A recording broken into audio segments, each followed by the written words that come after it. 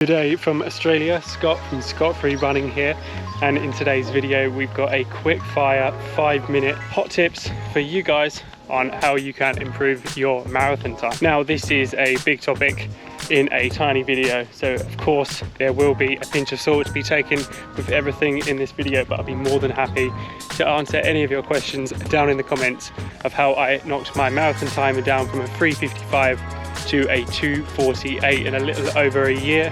That's right, in November 2021 I ran a 3:55 marathon in training, not an official event, but since then I have run 4 official marathons, and very recently, just 2 days ago now, I ran a 2:48 marathon, which is my current PB, and a huge PB at that. I'm so proud of the achievements. So let's start the timer 5 minutes and jump into tip number 1. Now, whether you are a veteran marathoner or you are a beginner approaching their first marathon, you can pretty much be guaranteed that your marathon training will involve a slight increase in volume and intensity. You're going to have threshold sessions in there, you're going to have intervals, and you're definitely going to have long runs throughout your training week. But the thing that I think is most prioritized, or at least should be, and possibly the most overlooked subject, is recovery. And I have to say that during the last 4 months of my training for my most recent marathon and my PB, I learned that sleep was absolutely crucial. I've been here working in Australia for my visa, been working a lot of hours, and honestly without all of that sleep that I gathered, I'm not sure that I would have recovered and been able to execute my race as I did as well on Sunday. So sleep, hot tip number 1. On those long runs, as I mentioned, you can pretty much be guaranteed that your long runs will get longer throughout the duration of your marathon training plan. You might even have some marathon pace intervals during that workout, essentially making the long run a little bit more of an intense exercise. Now, what I found has really benefited me in over the year or so that I've been training for the marathon is finding opportunities to be mindful during my long run. Now, this doesn't always mean not listening to music or podcasts on my long runs. I love doing that. What this particularly means is no matter where I find myself in my long run, whether I'm in an interval, whether I'm just in a rest period, whether I've got my music in or not, I'm just making sure that I'm checking in every kilometre or so, being aware of where I am, reminding myself to smile, because this is an enjoyable process after all. I'm doing this just for fun. Then become marathon day, I know that each K, if I'm smiling, if I'm being mindful of where I'm at, then I won't be caught surprised at 30K and think, oh, I've gone out way too hard and blow up, because I've been mindful every kilometre of my pace. I know where I'm at, and at least being there, present in the moment, I'm accountable, and I pretty much can be sure I know what's going on within and on the outside as I'm moving through that marathon. And tip number 3, a very easy one to practice over and over, rinse and repeat, and that is fueling for your race day. So a marathon is an incredibly long event, 42.2 Ks or 26.2 miles. You're gonna need to refuel during the race. There's no doubt that you're gonna run out of carbohydrates and electrolytes whilst out there taking on that enormous feat.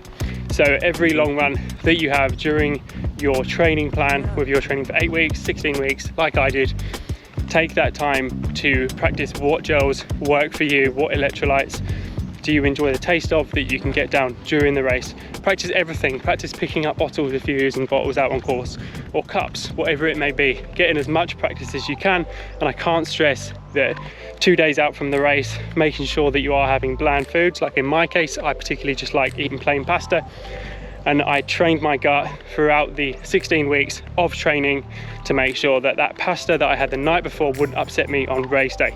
And I'm so pleased to say that I had no gut issues in this race, but unfortunately I have had them in the past just due to a lack of training my gut.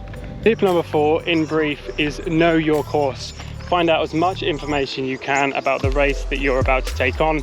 Know how much elevation gain there is to be had throughout the course. Know where the hills are, know where the aid stations are, and plan accordingly, because that meticulous planning will pay off when you are prepared in the marathon to make surges after a hill, say, where you've conserved your energy, and on the downhill you know you can make up a little bit of time in that downhill, or you may even prefer to run up the hills and rest on the downhills. Whatever it may be, you can practice this in training, and if you're prepared for what's coming on the day, then you can pretty much be guaranteed that you're going to be way better off than if you went in blind.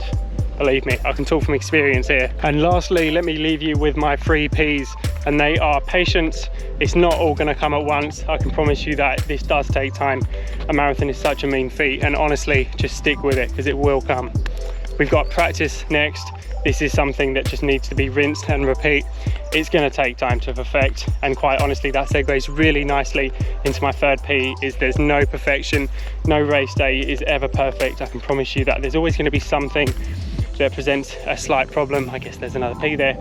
But ultimately, if you are as best prepared as you can pretty much be guaranteed that those problems that you will encounter inevitably will just be less of a hindrance to you in the bigger picture, and you can achieve your best time come marathon day that you've worked for, that you deserve from all of your training. Okay, a little over 5 minutes there, but I did my best to stay as concise as I could. If you enjoyed this one, please leave a like down below and consider subscribing if you haven't already. I've really enjoyed my running journey, but to be honest, I even more enjoy sharing the process and letting you guys in on all the things that I've learned in my short time of running. It's only been a couple of years for me, and I've absolutely loved the process, but especially the marathon. What a distance, and to be a 2:48 marathoner now, just 2 years after quitting smoking cigarettes and drinking alcohol. I am incredibly proud of myself and so happy to be where I am. So as I said in the beginning, if you have any questions about my journey or about my marathon process, how I got down to 2:48, please leave them down below. I'd be more than happy to help. Thank you all dearly for watching, and I'll see you in the next one.